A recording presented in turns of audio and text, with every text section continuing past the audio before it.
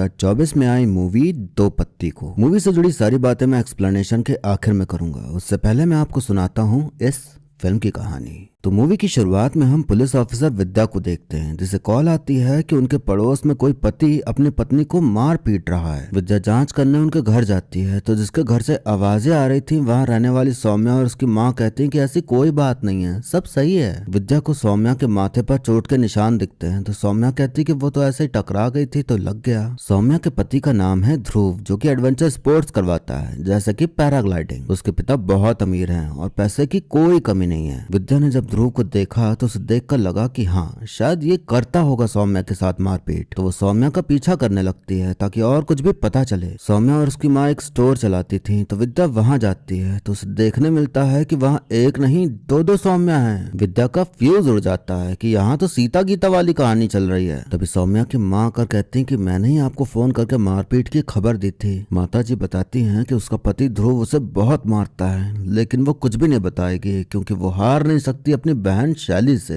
कहानी फ्लैशबैक में जाती है, जहां हम देखते हैं कि जब शैली और सौम्या दोनों जुड़वा बहनें छोटी थीं, तब माताजी नौकरानी के तौर पर उनके घर में आई। 8 साल की थी वो दोनों जब उनकी माँ गुजर गई। सौम्या की तबीयत खराब रहने लगी तो मैं उसका ज्यादा ख्याल रखने लगी। सौम्या और शैली दोनों को कोई एक चीज पसंद आती तो मैं सौम्या को ही वो चीज देती ताकि उसे कोई दिक्कत ना हो, नहीं तो उसकी तबीयत खराब हो जाती थी। इस चीज से शैली चिढ़ने लगी और उसके अंदर बदला लेने की भावना जाग उठी अपनी बहन से कि हर चीज उसे ही क्यों मिलती है, मुझे क्यों नहीं। उसे ही सारा प्यार मिलता है, मुझे क्यों नहीं। शैली के बर्ताव के चलते उसे हॉस्टल भेज दिया जाता है। सौम्या के पिताजी भी चल बसे और उसके बाद धीरे धीरे सौम्या की दिमागी हालत बिगड़ती गई। सांस लेने में दिक्कत, ऊंचाई से डर लगने लगा उसे। शैली ने घर आना बंद कर दिया, बस उसके पुरस्कार घर आते थे और मैं सौम्या के लिए उसकी माँ बन गई। दोनों बहनों के बीच फासला बढ़ता गया और शैली के दिल में नफरत। कुछ साल पहले सौम्या की मुलाकात ध्रुव से हुई। ध्रुव ने उसे पैराग्लाइडिंग करवा के उसके डर को शांत किया।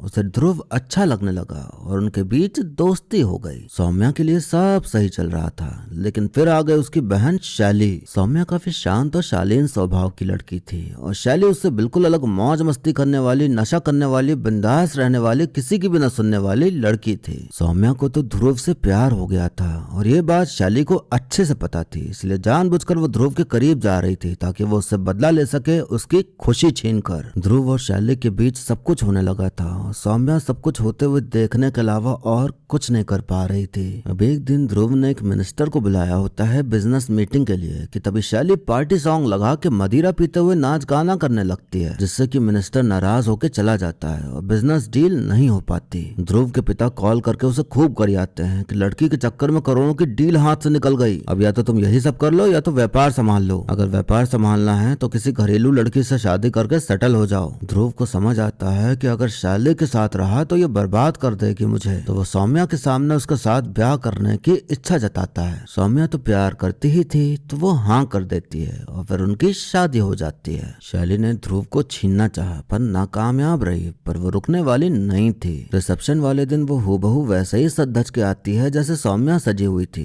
लोगों को दिखाने के लिए, उसे बेइज्जत करने के लिए। माताजी बताती हैं कि शादी के कुछ ही महीने बाद ध्रुव का गुस्सा भी बढ़ गया, उसका काम भी खराब हो गया और उसका हाथ भी खुलने लगा। सौम्या अपनी शादी बचाने के लिए अपना सब कुछ दांव पर लगा देगी, वो कभी शिकायत नहीं करेगी। विद्या कहती कि शिकायत नहीं करेगी तो केस कैसे बनेगा और सबूत भी तो नहीं है, इसलिए पहले सबूत इकट्ठा करो तो कुछ हो सकता है। शैली अभी भी वहीं रह रही थी और बातों बातों में एहसास दिलाती रहती थी कि वो सौम्या की जिंदगी तबाह किए बिना नहीं जाने वाली। अब एक शाम मंत्री जी डिनर पर आए होते हैं और बिजनेस की बातें चल रही होती हैं कि तभी उनकी जुबान से ऊ आह निकल जाता है क्योंकि खाना बहुत ही ज्यादा तीखा बना था। ध्रुव सौम्या के हाथ मरोड़ के उसे काफी दर्द देता है। विद्या सौम्या की चोटों को देखकर कहती कि सबको दिखता है कि तुम्हारा पति तुमको बहुत मारता है, तुम कंप्लेन क्यों नहीं करती। तो सौम्या कहती कि सबको ये नहीं पता कि वो प्यार भी बहुत करता है। ध्रुव को जब पता चलता है कि विद्या सौम्या के पीछे पड़ी है तो वो उसे धमकाने आता है कि हमारे पीछे मत पड़ो, वरना बात अगर मेरे पिता तक पहुंच गई तो दिक्कत तुम्हें ही होनी है।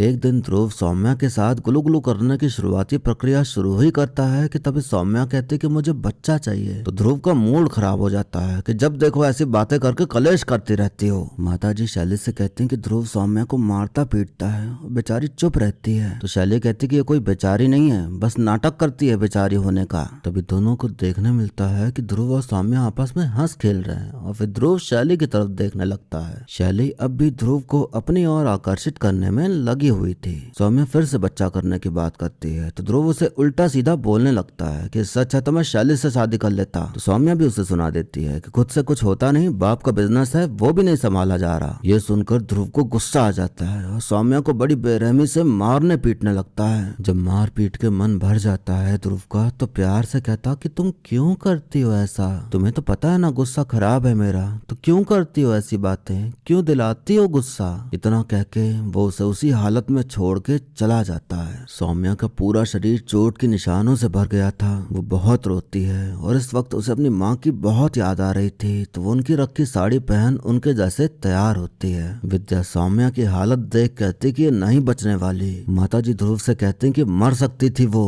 अगर दोबारा उसे हाथ लगाया तो सीधा थाने में ले जाऊंगी तुमको। ध्रुव कहता कि जाओ लिखा दो मेरे खिलाफ रिपोर्ट, मैं भी बता दूंगा कि इतनी सारी दवाइयां खाती है, कभी स्ट्रेस की, कभी डिप्रेशन की, कभी एंजाइटी की, कभी भी कुछ भी कर देती है। उन्हें भी तो पता चलेगा ना कि कैसे एक बेचारा पति एक पागल के साथ फंस गया है। क्या पता इस सब के बीच उसे और स्ट्रेस हो जाए और खुद की जान ही ले ले वो। तो बेहतर होगा कि आप कुछ ना ही करें तो अच्छा है। शैली भी जब सौम्या की हालत देखती है तो कहती कि तुम उसे छोड़ क्यों नहीं देती। तो सौम्या उसे चुप कराकर बस अपनी माँ की फोटो साफ करने में लगी होती है। ध्रुव शैली को बताता है कि उसने सौम्या को नहीं मारा बल्कि वो सीढ़ियों से गिर गई थी। पहले खुद ही मुझे गुस्सा दिलाती है और फिर खुद ही ड्रामा करती है। अगले दिन विद्या दोनों को अपने सामने पेश करते हुए सौम्या से कहती कि अब तो सच बता दो। तो सौम्या कहती कि हमारे बीच सब सही है, हम अब बच्चा करने वाले हैं। तो ध्रुव भी हामी भर देता है क्योंकि उसे बचना था बस किसी तरह पुलिस से। अगले दिन होली थी तो सौम्या कहती कि तुमने जैसे पैराग्लाइडिंग करते हुए शादी के लिए पूछा था वैसे ही कल भी करना,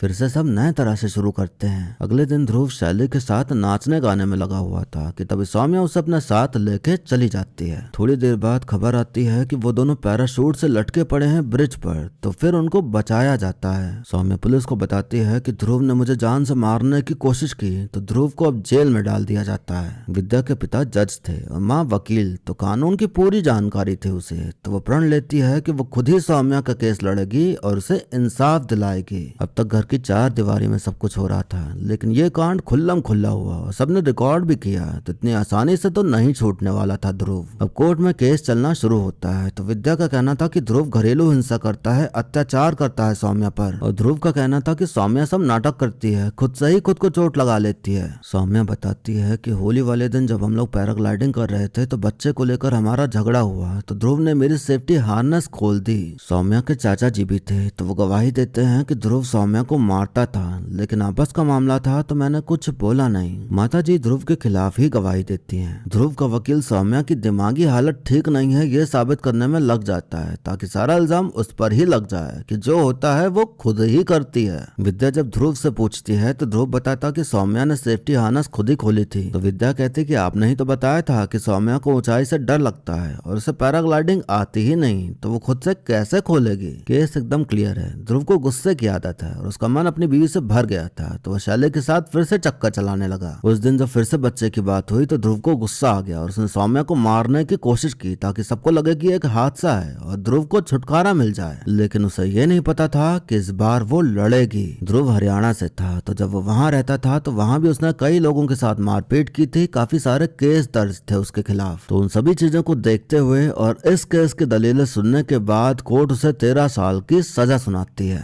दिव्या बहुत खुश होती है कि आखिरकार उसने सौम्या को इंसाफ दिला ही दिया। तभी दिव्या नोटिस करती है कि शैली सौम्या को कुछ इशारा करती है और फिर चली जाती है। दिव्या का दिमाग टनकता है कि जितनी आसानी से ये केस सॉल्व हो गया उतना कुछ है नहीं, बल्कि बात कुछ और ही है। ये दोनों लड़कियां और उनकी माँ कुछ तो छुपा रही हैं, झूठ बोल रही हैं। दिव्या को समझ आता है कि सीता और गीता का खेल खेल के घरेलू हिंसा के केस को हत्या की साजिश का केस बना दिया। 3 साल की जगह 13 साल की सजा करा दी। कहानी फ्लैशबैक में जाती है उस समय जब सौम्या अपनी माँ की फोटो साफ करने में लगी हुई थी। शैली दोबारा वहाँ आई तो सौम्या पत्थर से अपनी उंगली तोड़ तोड़ रही होती है। फिर बड़बड़ाने लगती है कि सब मेरी गलती है, बचा नहीं सकी, माँ को मार डाला, सब मेरी गलती है, पापा को सजा मिलनी चाहिए थी, सब मेरी गलती है, ध्रुव को भी सजा नहीं मिलेगी, वो मुझे मार डालेगा, मैं मर जाऊंगी। शैली कहती कि तुम्हें यहाँ रहने की कोई जरूरत नहीं है, मेरे साथ चलो। तो सौम्या कहती कि मेरी 2 बेटियां हैं, सौम्या और शैली, उन्हें छोड़ के नहीं जा सकती।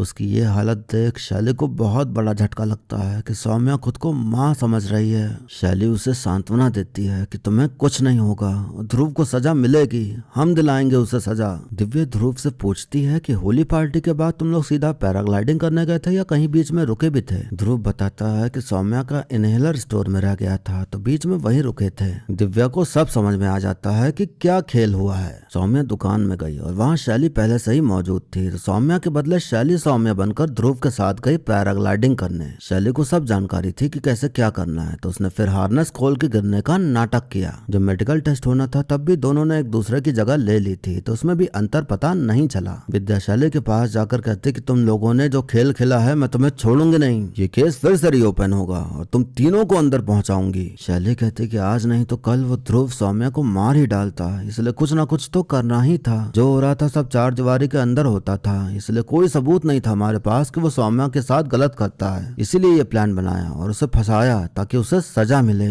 हमने वही किया जो सही लगा, अब आप भी वही करना जो आपको सही लगे। अब केस खुलता है तो शैली कहती कि मैं गुनहगार हूँ अपनी माँ की मौत के लिए। हमें यहाँ देखने मिलता है कि शैली के पिता भी उसकी माँ को मारते पीटते थे। शैली कहती कि जब किसी घर में घरेलू हिंसा होती है तो गलती सिर्फ आदमी की नहीं होती बल्कि उन सब की होती है जो सब कुछ देखते हैं फिर भी चुप रहते हैं। शैली की माँ खुद से नहीं मरी थी बल्कि उसके पिता ने उसे इतना मारा पीटा कि वो मर गई। सौम्या ने देखा था अपने पिता को अपनी माँ को मारते हुए, लेकिन उसके चाचा और शैली ने चुप रहने को कह दिया। शैली कहती कि मेरी माँ खुद के लिए नहीं लड़ पाई पर मेरी बहन लड़ रही है और मुझे उस पर बहुत नाज है। मैंने अपनी जिद अपने गुस्से में तुम्हारा कभी साथ नहीं दिया, उसके लिए मुझे माफ कर देना। ये सब सुनने के बाद विद्या केस वापस ले लेती है क्योंकि उसे समझ आ गया था कि ध्रुव को जो सजा मिली है वो भले ही गलत तरीके से मिली पर सजा बिल्कुल सही है। दोनों बहनों के बीच जो मनमुटाव था वो दूर हो गया, अब सब सही हो गया। और फिर इसी कहानी के साथ ये मूवी यहीं पर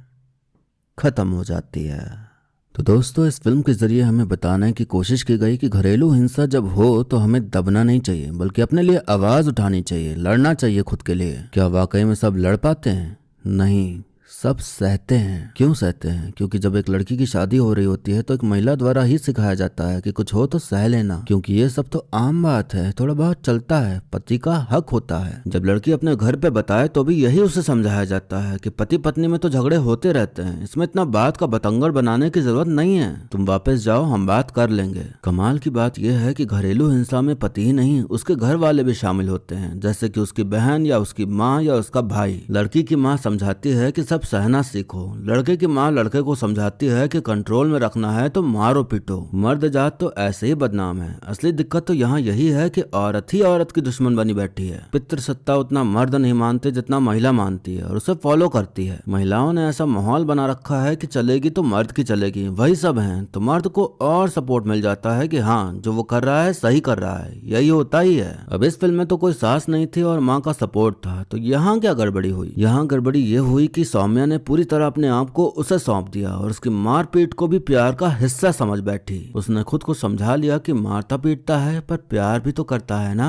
उस थोड़े से प्यार के लिए उसने अपने ऊपर हो रहे जुल्म को भी सहने के लिए खुद को मना लिया। एक तो उसने जो अपनी माँ के साथ होते देखा था वो सदमा भी उसके अंदर था, तो उसे कहीं ना कहीं लग रहा था कि ऐसे ही होता है सब कुछ। पर जब सब कुछ ज्यादा हो गया तब उसे एहसास हुआ कि वो जैसे माँ को नहीं बचा पाई वैसे ही खुद को भी नहीं बचा पाएगी। घरेलू हिंसा मारपीट से बचने का एक ही तरीका है, रोने धोने चिल्लाने के बजाय आप भी हिम्मत दिखा के अपना गुस्सा दिखा दीजिए सामने वाले को। उसे बता दीजिए कि जितनी ताकत वो रखता है अपने अंदर उससे कई गुना ताकत आप में है। गलत आपके साथ हो रहा है, सब कुछ आप सह रहे हो, तो आपको देखना है कि आपके लिए क्या सही है, बाकी दुनिया जाए भाड़ में, भले उस दुनिया में आपके माँ बाप ही क्यों ना हो। जो माँ बाप ये सीख दे रहे हो कि सह लो, थोड़ा चलता है ये सब, तो मुझे नहीं लगता कि ऐसे माँ बाप की इज्जत के बारे में सोचना चाहिए जिससे अपनी ही औलाद की फिक्र ना हो और उसे नरक में भेजने में पड़े हुए हो। हर बार जरूरी नहीं होता कि माँ बाप सही ही हो, कभी कभी हमें भी सिखाना पड़ता है कि सही क्या है। और किस तरह की इज्जत खराब हो जाएगी, क्या हो जाएगा अपने घर अगर बगावत कर दी तो। चार लोग बातें बनाएंगे ना, उन चार लोगों के घर में खुद ही ये सब होता है, उनके घर में लोग खुद ही ऐसे होते हैं, तो उनकी बातें बनाने से क्या होगा। चार लोग सोच के हम अपनी जिंदगी नरक में तो नहीं झोंक सकते ना। सिंपल सी बात है कि आप इतने काबिल हो कि आप अपने लिए आवाज उठा सकते हो, और इतने काहिल मत बनो कि यही सोच लो कि आवाज उठा भी लिया तो उसके बाद क्या होगा, कहाँ जाएंगे। दुनिया बहुत बड़ी है और काम करने के लिए, पैसा कमाने के लिए बहुत कुछ है। फैसला आपको करना है कि खाना पीना मिल रहा है और उसके साथ मारपीट भी हो रही है तो वो चाहिए, या थोड़ा मेहनत करके खुद से कुछ करके अपनी जिंदगी चला के बिना मारपीट वाली जिंदगी चाहिए। आप खुद समझ लीजिए कि आप क्या करना चाहती हैं। मूवी की बात करें तो उसमें सस्पेंस और थ्रिल क्रिएट करने की बहुत कोशिश की गई, पर सब नाकाम रहा। कहानी बहुत ढीली और बोरिंग देखने मिलती है और बिल्कुल भी मजा नहीं आता। शुरुआत तो बड़े अच्छे से हुई और लगा कि बहुत बड़ा राज खुलेगा या कोई ट्विस्ट आएगा, पर ऐसा कुछ नहीं हुआ। आप अपने दिमाग के सोए हुए घोड़े को चना वना खिला के उसे दौड़ाते हुए हर तरह का ट्विस्ट सोचते हैं, पर आपकी सोच के हिसाब से एकदम निम्न स्तर पर जो ट्विस्ट होता है वही सामने निकल कर आता है। मतलब खुदा पहाड़ और निकली चुहिया वाला हाल था। बैकग्राउंड म्यूजिक काफी बेकार था, एकदम इरिटेटिंग सा साउंड कर रहा था। एक्टिंग की बात करें तो काजोल जी ने कोशिश की, पर उनका कैरेक्टर कुछ जमा नहीं, उनकी एक्टिंग ठीक ही लगी। कृति सनन ने सौम्या और शैली का किरदार अच्छे से निभाया, उनकी एक्टिंग काफी बढ़िया लगी। कैरेक्टर्स में कोई डेप्थ नहीं थी, कहानी में दम नहीं था, बस एक सीरियस टॉपिक चूज किया और उसी के इर्द गिर्द मूवी बना दी और कुछ नहीं। इस फिल्म को ना भी देखें तो भी आपका काम चल जाएगा। बाकी और कुछ तो है नहीं बताने के लिए, तो वीडियो यहीं पर खत्म करते हैं, लेकिन जाने से पहले